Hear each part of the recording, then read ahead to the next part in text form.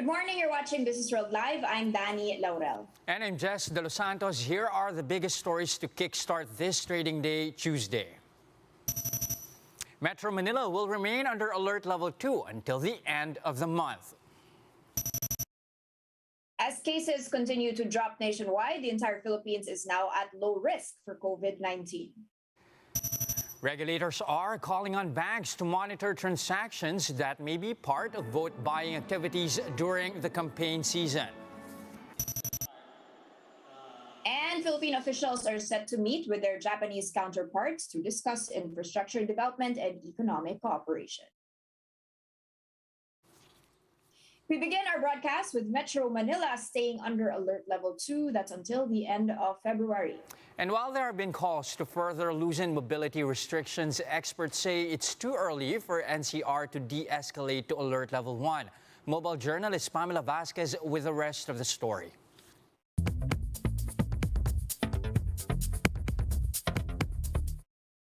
The Interagency Task Force has retained Metro Manila under Alert Level 2 until the end of February.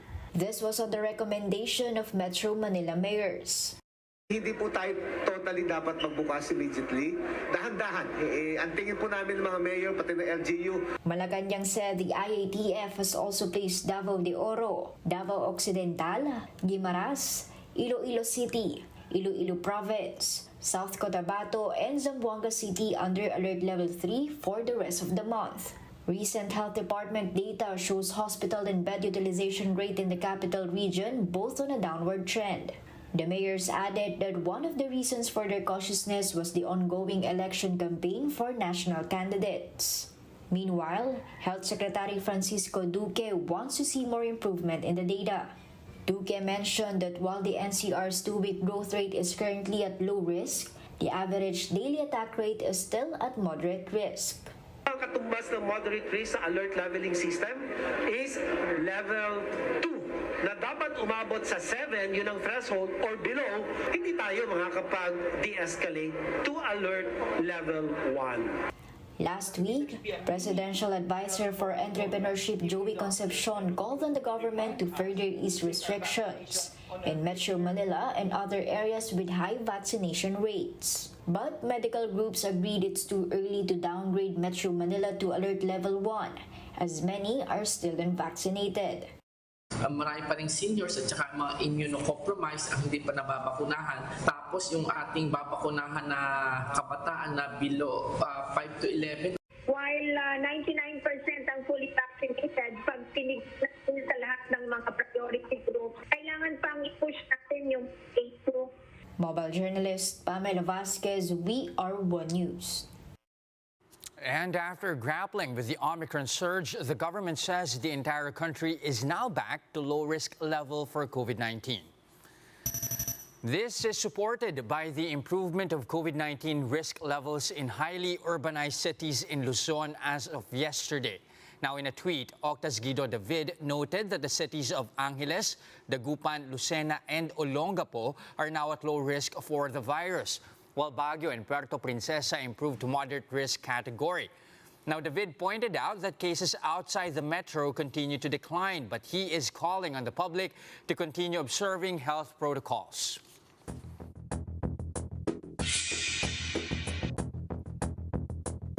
All right, and more recovery plays as countries begin easing pandemic restrictions, the local bourse included. Tell us more. Okay, a little bit of edginess here, Jess, but as you can see now at this minute, the local bourse has picked up a bit, still rather flattish. Yesterday, we had quite a rebound after that sharp slump on Friday. That's as investors picked up bargains. Now, which type of bargains? Unicapital was saying that this was, of course, in hopes of a continued accommodative stance by the Bangko Sentral, despite the U.S. Fed's hawkish tone after the highest inflation the U.S. had in around 40 years. Stocks is saying this happened due to the lowering of COVID cases, but we did see a lot of movement in the index, additions and deletions. And Matt Cabangon is saying this is what had actually moved the index yesterday. So he says that there were a lot of smart money that speculated on the inclusion of Mondenisin and Emperador for the rebalancing of the index. And then, of course, once they were included, there were opportunities to take profits, and they were actually the ones most sold off yesterday. I'm gonna be pulling out the one-day chart for you to see how they are doing this morning. Still being sold off, actually. Emperador down by 1.2%, Monde Nissan down by 2.4%. Now recall yesterday, Monde Nissan shares were down by 6.4% lower, but they did soar to a record high, up by 12% on Friday. You've also got Emperador dropping by 11% yesterday. So that those drops continuing. Nevertheless, you've got Robinson's Retail naman and Bloomberry. Those were the ones deleted from the benchmark. They were sold off on that announcement, and then they did rise yesterday respectively. Let's take a look at how Bloomberry is performing today. That is up to 6 pesos and 16 centavos. And there is one more that I want to take a quick peek at, just that is RCBC. This from Bloomberg, citing people familiar with the matter, also known as the grapevine. You've got Sumitomo Mitsui Banking Corporation considering increasing its stake in Philippine lender RCBC. They say, or at least the sources of Bloomberg say, that the Tokyo-based bank is working with financial advisors preparing to boost the roughly 5% stake that they've got in RCBC. Of course, you've got representatives in SMBC and RCBC not yet commenting on this. Now, recall that they bought a 4.99% stake in RCBC last year. That was to the tune of 4.5 billion pesos. And you can see RCBC over the past year having climbed more than 21% since that announcement was done. Right now, trading at 21 pesos per share.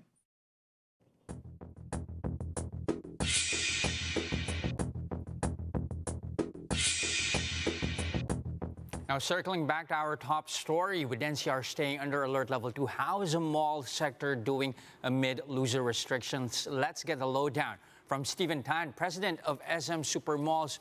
Good morning, sir. Stephen, thank you for joining us today. Good morning, Jess. All right, so even at alert level 2, I mean, one only has to go to a mall to know that there's already so much activity going on. Is SM Mall still pushing for alert level 1, or would alert level 2 suffice for now? Should there be further easing after February?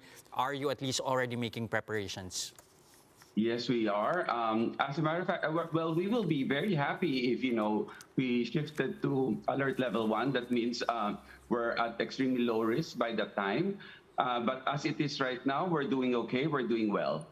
Mm-hmm. Given that as well, give us an idea as to the level of activity in SM Malls. How's the foot traffic? Has it already returned to pre-pandemic levels? And amid the emergence of e-commerce, do shoppers still flock to the malls? And how is this affecting occupancy rate as well? The foot traffic has constantly been improving, even since late last year.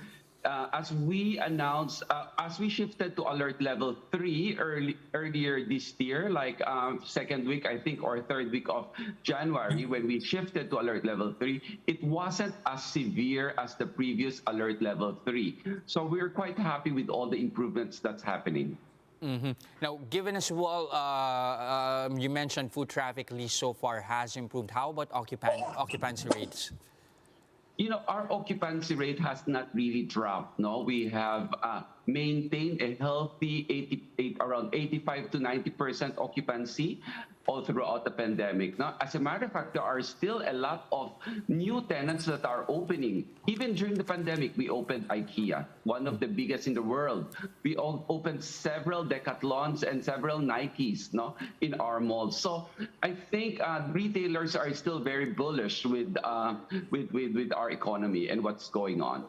Okay, is this something that's also being felt across the country here, or are these progress at least just being felt in Metro Manila, or is this also the case for your malls outside NCR? No, I think it is across the Philippines. Davao, our Mindanao is our growth area. There's a lot of potential in Mindanao. We opened actually a new mall last year, late last year, Butuan, we opened. So we're also very happy with the performance of Mindanao, not just in Metro Manila. Okay, also, Sir Stephen, the last time we talked, you mentioned that you really weren't that bullish when it comes to revenues from the opening of cinemas. Is that still the case now? So far, January, we have we opened our cinema, by the way, last year, around December last year, And we were quite surprised. We were not expecting, as a matter of fact, for it to go back as soon as possible, but we were quite surprised with some blockbuster hitting our theaters. The response is quite good. Spider-Man did very well, and then we have a lot of new movies lined up for the year. Sir, this is Danie jumping in. Can we talk about the numbers here when we talk about the revenues compared first to pre-pandemic levels when you're talking about 2021 and of course compared to the slump in 2020? To what extent have we recovered here and which sectors in particular have been the star sectors? We did have the Philippine Retailer Association saying, food has been rebounding, people are eating out, but not a lot of people are still shopping in terms of buying the retail since they have the e-commerce available. Okay. 2019, we all know that 2019 is a golden year for retail. Now, we did quite well. We did very, very well in 2019. When the pandemic hit 2020, definitely, it really hit us. I think it hit everyone, no? We were down by nearly 50% of our revenue, or yeah, we were definitely affected. But however, what we saw was there's a constant increase year on year. 2021 definitely did much better, double-digit growth from 2020, and 2022 so far for the past 2 months that we have been operating, it has also shown a double-digit increase. No, should I say that we are already back to pre-pandemic level? I don't think so. This year will be the year of recovery. Little by little, but we are not far from where we were 2019. We're expecting this most probably to recover fully by 2023. Okay, 2023 is when you will be back at pre-pandemic levels. Sir, in terms of the future trends here, are you still banking on brick and mortar? You do have, hybridization that's going on. Yes. You do have, even the trends when it comes to work from home, when it comes to eating at home. Why are you still bullish on mall expansion and expansion outside the Philippines? Are there different strategies that you're going to be implementing in a post-pandemic world? Yes, we are. We are very bullish with our, economy. We will still be opening several malls this year, and we have 4 malls lined up. As a matter of fact, we have Tanza, we have Sorsogon, we have 4 malls lined up this year in Tuguegarao. But also for the next 3 to 5 years, we will still be opening shopping centers. As with regards to what form what type of malls we will be operating, it would definitely be a hybrid one. We have long embraced e-commerce. We have launched our e-commerce platform 2 years ago. It's starting with only 3 malls. Right now, we have 7 malls lined already in our e-commerce platform. And this year, we will be launching another 6 malls. No, so it will be a hybrid one. But we do a lot of delivery. No, we all know that we are partners with Airspeed and To Go. That makes it easier also for us, to do our deliveries. All right, Sir Steven, of course, talking about expansion last year, you had, of course, a big opening for IKEA Philippines here. How are things coming along for IKEA? We have done a record-breaking opening in the world. Now, I think I was told by IKEA that we have done wonderfully, and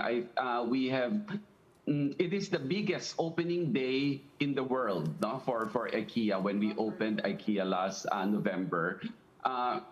As a matter of fact, they ran out of stock over the holidays because the response has been very, very, great. Mm-hmm. And lastly, something very controversial here. Of course, you have members of the private sector pushing to require booster vaccination cards for entry in establishments. Is this something that you're also calling for as well? Are you amenable to this? Or are you just going to leave it all up to the government at this stage? We are very supportive with the vaccination drive of the government. As a matter of fact, we are the biggest single private entity that has vaccinated Filipinos in here, no? So we have been very supportive with the vaccination drive of the government.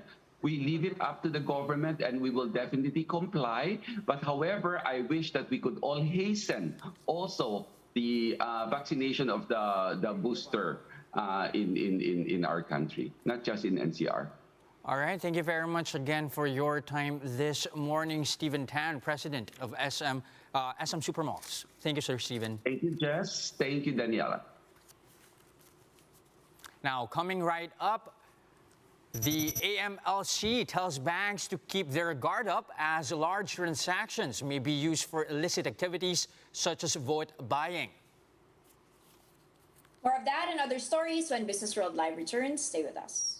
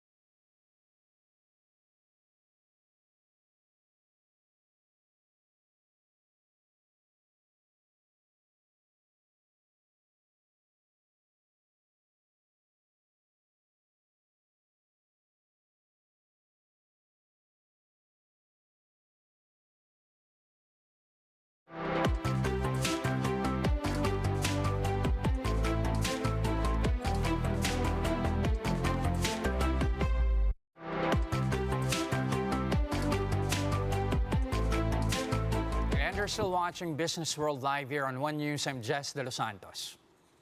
And I'm Danie, Laurel. The Tourism Department says more than 7,000 international travelers landed in the Philippines since the borders reopened last February 10 to fully vaccinated nationals from visa-free countries. Tourism Secretary Berna Romulo Puyat said nearly half, or 45%, of the visitors are balikbayans or returning Filipinos holding foreign citizenship. Many other foreigners are here on businesses or are returning with their Filipino spouses or families. Most travelers who arrived in the country since February 10 are American, Canadian, Australian, British, Japanese, and Korean nationals. Now, taxes collected from marked fuel products have amounted to over 367 billion pesos as of last week. The total volume of marked fuel topped 36 billion liters since the program was launched in September of 2019. The revenue collected included 337 billion pesos in customs duties and almost 30 billion pesos in excise tax. The fuel marking program seeks to deter fuel smuggling by injecting a special dye into the products to signify tax compliance. Now, just how bad is the daily traffic situation in Metro Manila? Well, it's not that bad compared to other major cities across the globe. Geolocation technology specialist TomTom reports the traffic congestion in NCR eased further last year, pushing the capital out of the top 5 most congested cities in the world. In last year's TomTom Traffic Index, Metro Manila ranked as the 18th most congested city in the world from the 4th spot in 2020. Average congestion level declined to 43% in 2021 from 53% the year before amid strict lockdowns and mobility curbs due to the pandemic. The most congested city is Turkey's Istanbul, with an average congestion level of 62%, followed by Moscow, Russia, and Kiev, Ukraine. And the Philippines and Japan will be holding a high-level meeting that's on infrastructure development and economic cooperation tomorrow. This was confirmed by the Finance Department after Tokyo wrapped up its 5-year aid commitment to the Philippines. The two countries will discuss updates on financing extended by Japan for the Philippines' pandemic response, along with advances on support for Mindanao's peace process. The 12th high-level meeting between the two nations will be attended by Finance Secretary Sonny Dominguez and Japan's Special Advisor to the Prime Minister Mori Masafumi.